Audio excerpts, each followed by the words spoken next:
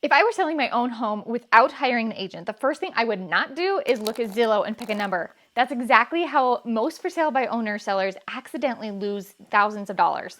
And it's not because they're not smart, it's because pricing a home is not about guessing a value. It's about strategy. Today, I'm going to walk you through exactly how I would price my own house if I were selling it myself, what data actually matters, what data is noise, what Zillow gets wrong, and why pricing is never just a number. By the end of this video, you'll think about pricing completely differently. I'm a licensed real estate agent. I know exactly how agents price homes. And I also teach homeowners how to sell on their own, not the type of teaching homeowners that fearmonger you into listing with an agent. Because it could go smoothly, you might be lucky and it could go smoothly.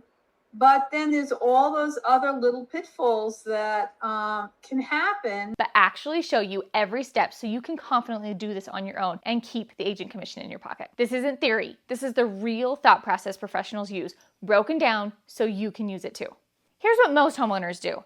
They go to Zillow, they see the Zestimate, they look at what their neighbor is listed for, then they pick a number that feels right. The problem is, pricing a home based on feelings or automated estimates like Zillow does is like trying to price a business based on vibes. Let's talk about Zillow for a second.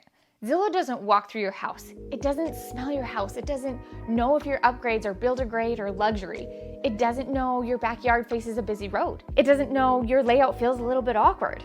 It's using an algorithm, and algorithms cannot measure emotional buyer response. I've seen Zestimates off 40,000, sometimes more. Zillow isn't evil. It can give you some valuable information. It's just incomplete. And if you build your strategy off of incomplete data, you build your price wrong from the very beginning. If I were pricing my own home today, here's exactly what I would look at.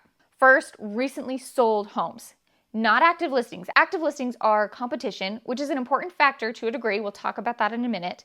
But they are not proof of value. Sold homes tell you what buyers were in fact actually willing to pay.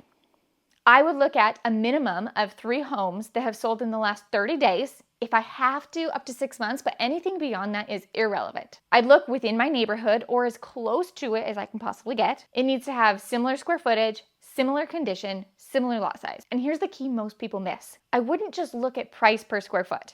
Price per square foot is helpful, but it's not the decision maker. A fully updated home and a 1998 time capsule should not have the same price per square foot. Condition matters a great deal. This is a huge piece algorithms can't calculate.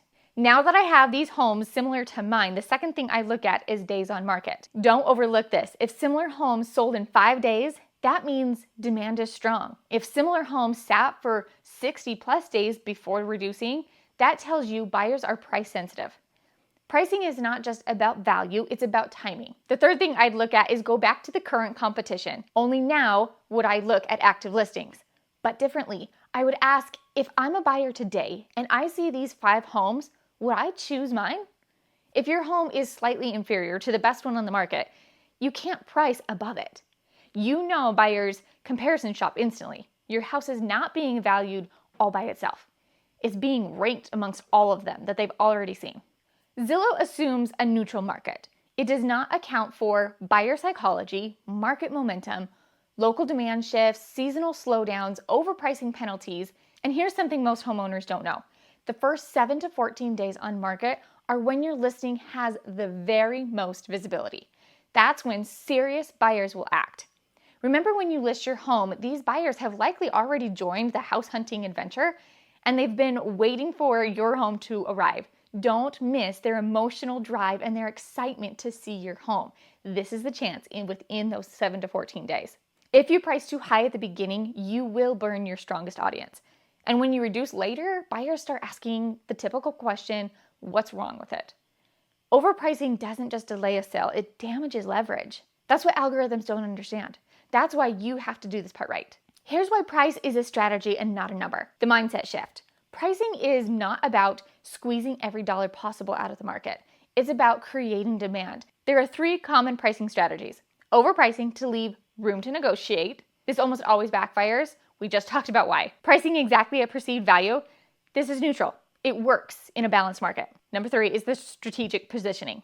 This is what I would do. Strategic positioning means your price is slightly below the psychological ceiling of your market segment. If homes are selling between $390,000 and $405,000, you don't list at $407,900. You position at $399,900 and create urgency. You let buyers compete. You let the market push upward. Because here's the truth. A currently priced home often sells more than an overpriced one. I know that sounds backwards, but it's not. Emotion drives price higher than stubbornness ever will. The exact thought process I would use. If I were sitting at my kitchen table pricing my own home without an agent, I would ask these questions. Where is the demand right now?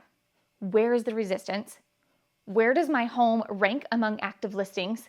And what price would make buyers feel like they need to see it immediately right now? And then I would choose a number that creates movement, not ego and pride, movement. That's what we're after. If you want to think like an agent without hiring one, start with the course. In 18 days, you'll go from FSBO feels risky to fully prepared to sell your home like a professional. If this video helped you see pricing differently, subscribe. I'm here to help you sell smart. I'll see you on the next one.